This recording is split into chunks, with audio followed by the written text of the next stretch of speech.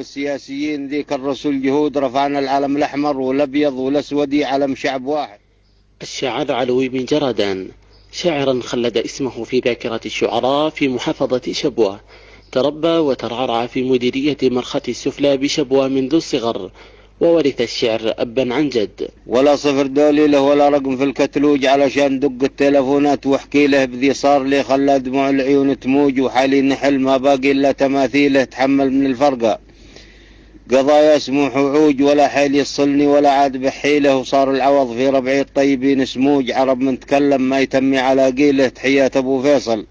لم يلتحق الشاعر علوي بأي مدرسة تعليمية، لكن موهبته الشعرية جعلته مدرسة في تاريخ الشعر، يحظى بجمهورا كبيرا وله العديد من المعجبين والمهتمين بقصائده وأبياته من خلال مشاركاته المستمرة في الحفلات الشعبية داخل المحافظة.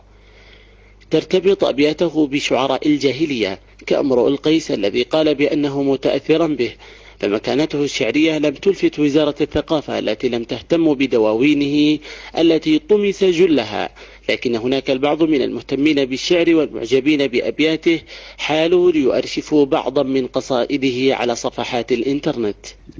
والله أنا الدواوين حاولت أني جمع لي ديوان في 86 في السعودية وتعرقل الخاطب وزارة الثقافة ونطلب منها أن تهتم بالشعار والشعر الشعبي، ونطلب من الله الوزارة اليوم وزارة وبكرة بدل بغيرها، نطلب من الله أن يصلح وضعنا في اليمن وأن يستر علينا بستره.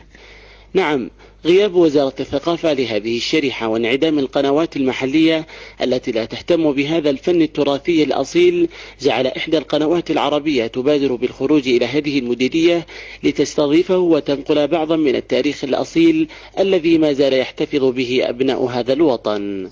وجدنا أبو زيد راعي الشقرة المهرة المنهية المامورة نعيش فيها تحت خط الفقرة. لم يكن الشاعر علوي بن جردان شاعرا فحسب، بل هو شيخا قبليا له مكانته الشعبية يهتم بالجانب الاجتماعي ولا يمارس النشاط السياسي، كما أنه رسخ اسمه في ذاكرة أبناء هذه المحافظة بإصلاح ذات البين. عدي عبد الحكيم، محافظة شبوة، لأضواء سهيل.